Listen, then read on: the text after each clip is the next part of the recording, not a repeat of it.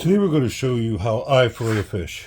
It's a little different than everything else I've seen, so we'll start off. We do use an electric knife.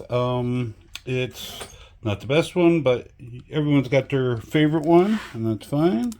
We're just going to get behind the gill plate here. Instead of cutting down or an angle, like I see so many people cutting this big angle, missing all this meat.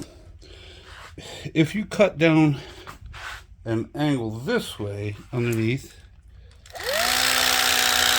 you can rotate and get all the meat once you're up and underneath both the crown and the belly. You make your turn. Of course, make sure you take care not to go through the backbone. As I said, this knife really isn't the best one, but it's working.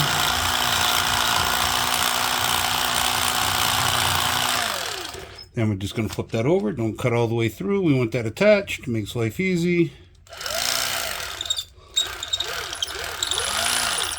Then we're just going to get a hold here, and we're going to fillet off.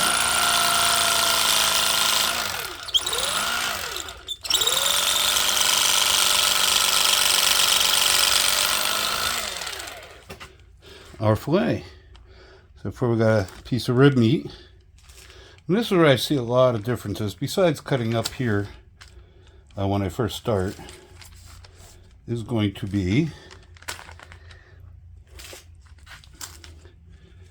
we have, just cleaning up here real fast,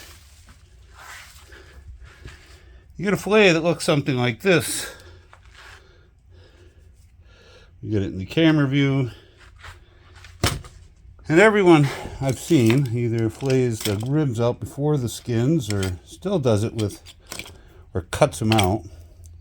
I'll show you how I get all the meat and none of the bones. So, looks like I've got a good view.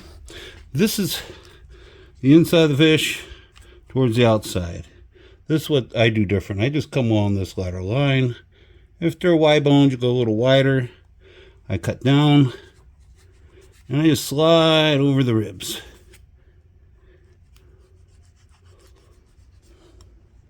And as you slide, you'll see those ribs stop a little sooner and sooner. Pretty soon.